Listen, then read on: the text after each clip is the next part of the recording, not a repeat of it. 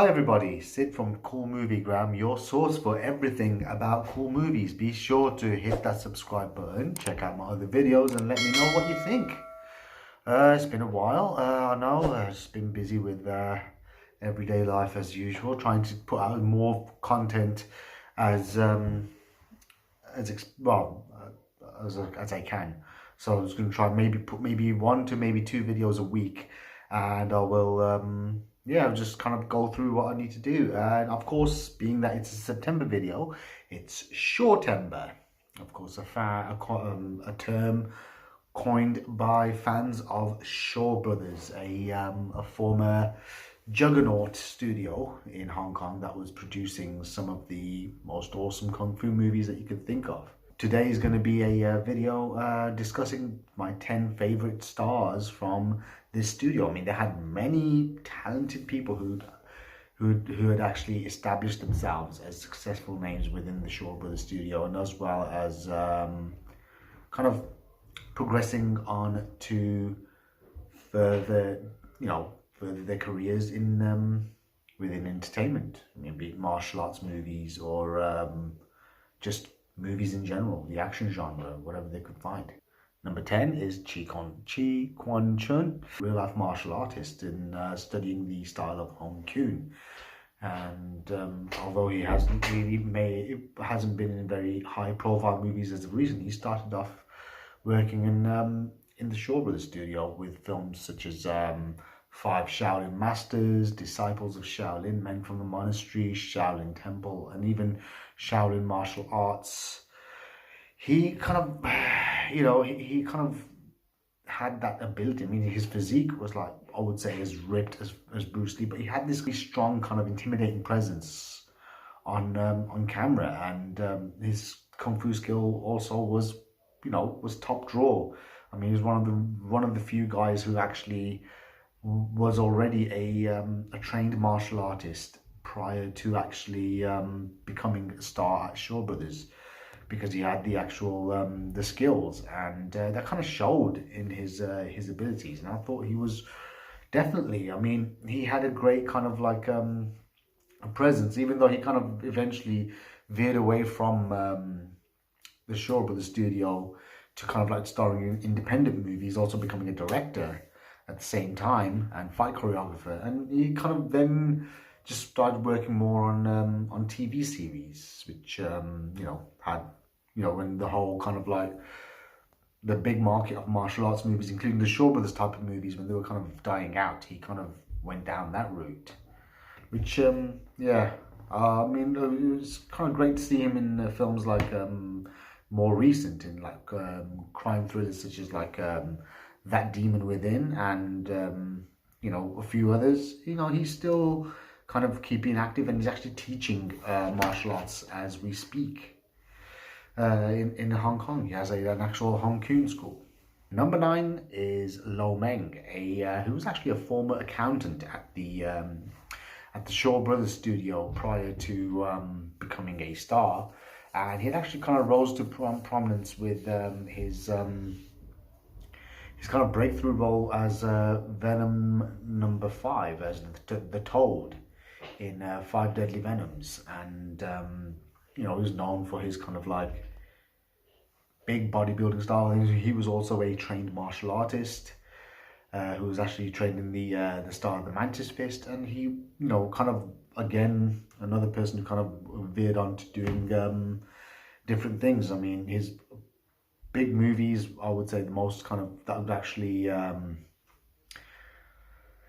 showcase his talents, I would say, were films like Kid with the Golden Arm. Of course, he was part of the Venom mob. I mean, although he did end up dying in a lot of the Venom mob movies, but he was still kind of like, for me, one of the more standout members of the actual group of actors that were in the film. I mean, Kid with the Golden Arm, definitely, it's a classic film. Magnificent Ruffians is another great one. You kind of get to see a different kind of side to him, as well as Shaolin Rescuers, which he did, which was really good. Two Champions of Shaolin, which was along with Philip Kwok or Kwok. And also Invincible Shaolin, which is one of the very few ones where he actually doesn't die at the end, which kind of as a surprise. But definitely, he had this kind of like, again, a very strong presence, and just that kind of that big, kind of broad physique, muscular, and like being able to kind of move like he did.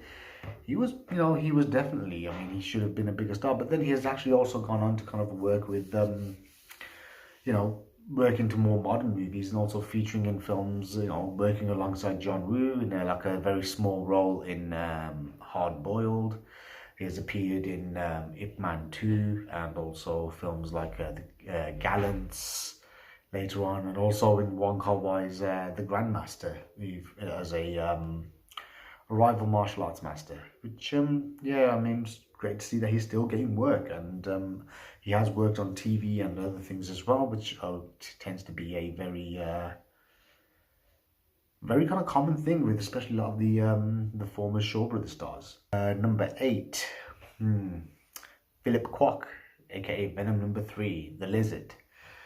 Yeah, he was, who's also one of the main fight choreographers for a lot of the Venom mob movies. He featured on, many film, quite a few films prior to becoming one of the Venom mob. He had featured in Shaolin, 1976's Shaolin Temple, and also films like Marco Polo.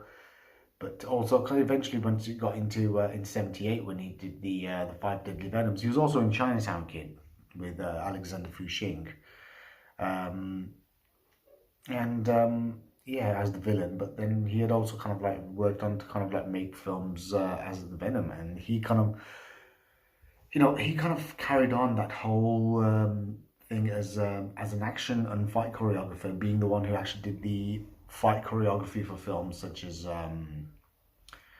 he worked as the on Tomorrow Never Dies, which he also featured as the as a corrupt general, and also he did a Hard Boiled and Once a Thief with John Woo. And he also had actually played a one of the villains in Hard Boiled, aka Mad Dog. And the best films I would kind of like say that kind of capture his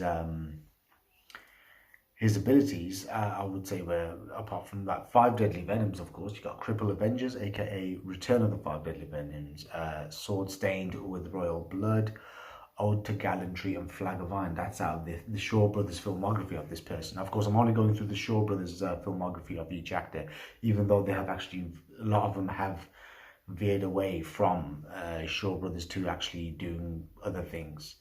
And number 7, of course, it's Kara Hui, or Kara Yu Hung. Of course, the leading lady in many Shaw Brothers movies. She's particularly known for her collaborations with Lau Kar Leung. Yeah, she was only 17 when she started acting, and she was kind of molded into like the next kind of like the big kind of female action star for the Shaw Brothers studio.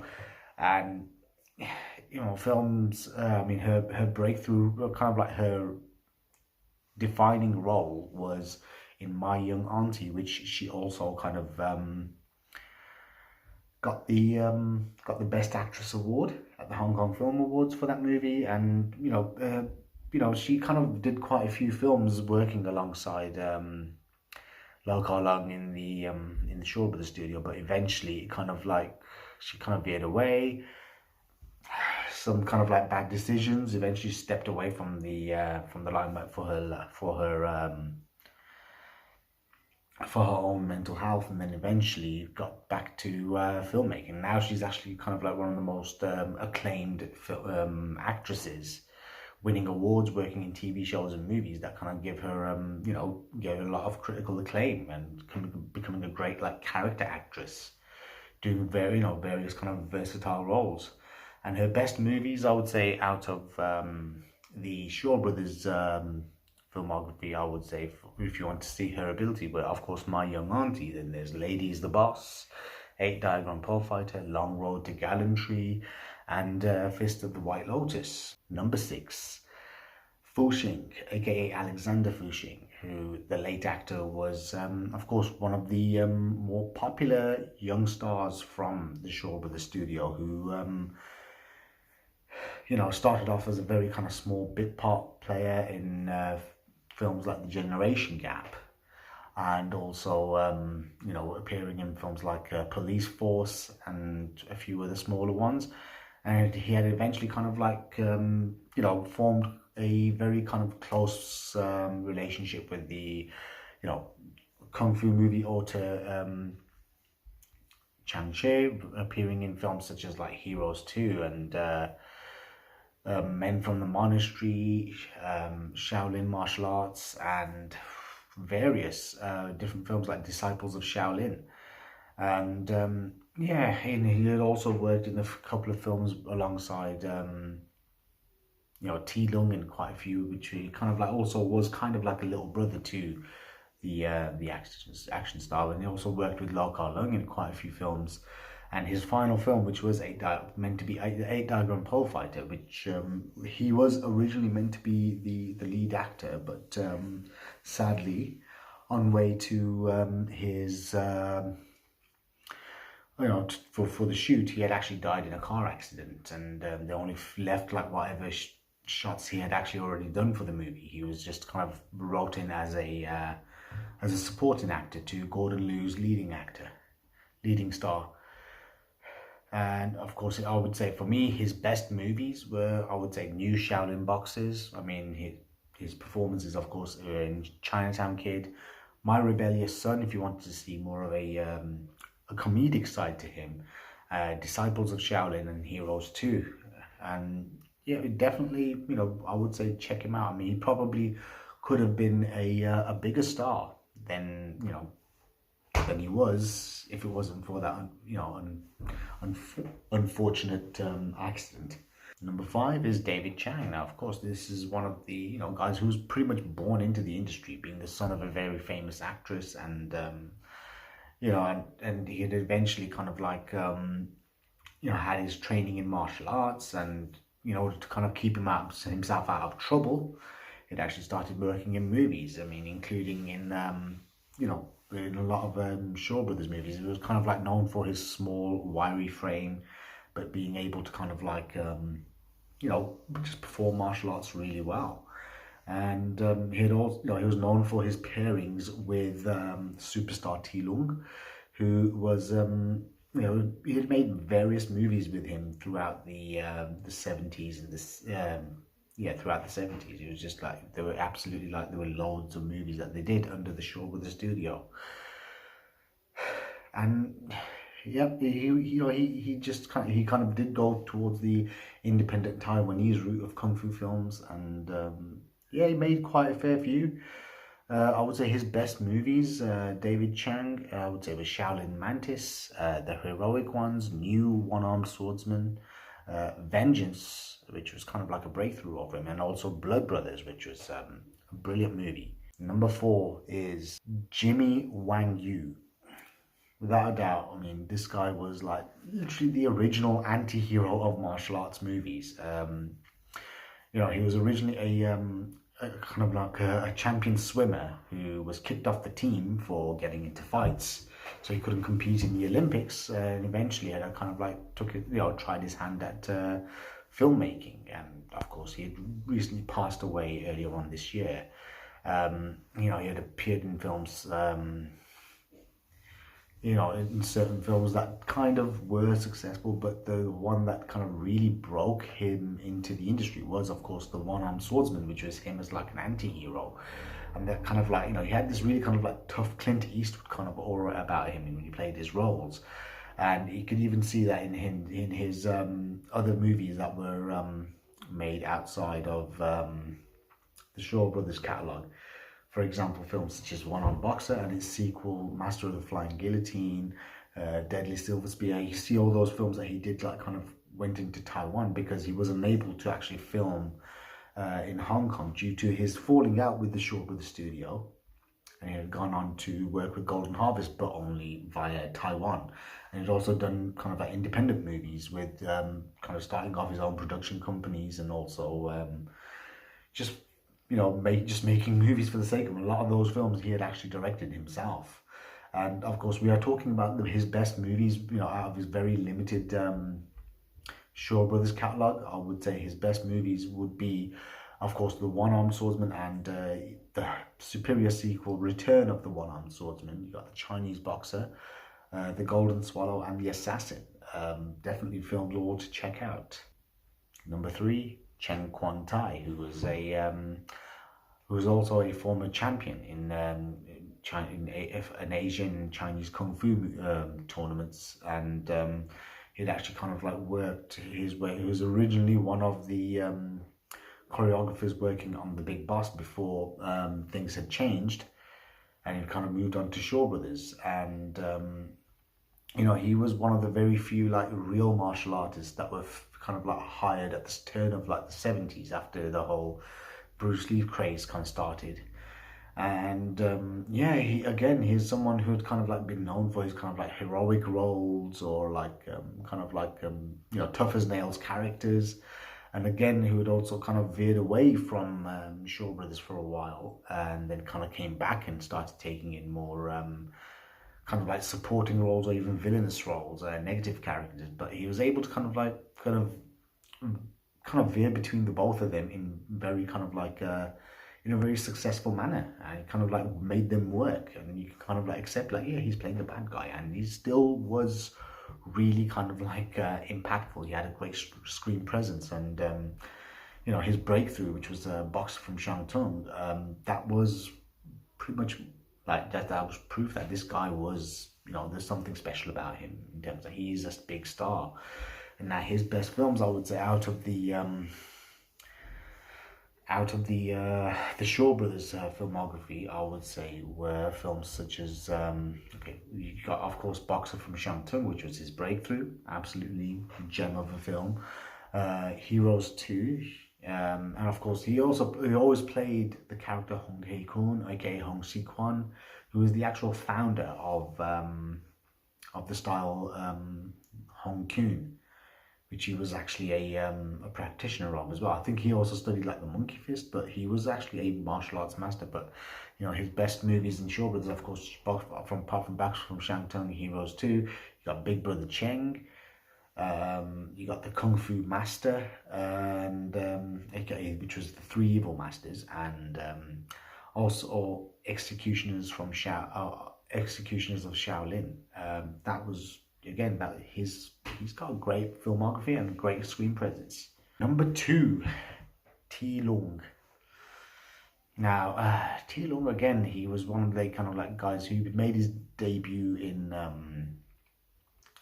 a very small role in The Return of the One-Armed Swordsman, and you know, I eventually kind of like, because of his looks and his kind of screen presence, he was able to kind of garner more leading roles, especially with filmmakers like Chang Che, and he had kind of gone on to make like just many classics, you know, and he kind of stepped away from like a martial arts movie, kind of going into semi-retirement, you know, during the 80s, but then was also kind of like given a chance to kind of make a comeback with you know, something completely different, which was John Woo's The Better Tomorrow, which kind of revived his career. And you know, he's gone on to work with, like, you know, apart from John Woo, working with people like Jackie Chan and several other filmmakers like Derek Yee. And you know, he started kind of veering into more supporting role characters, so playing the father like he did in Drunken Master 2. But his best films, I would say, out of the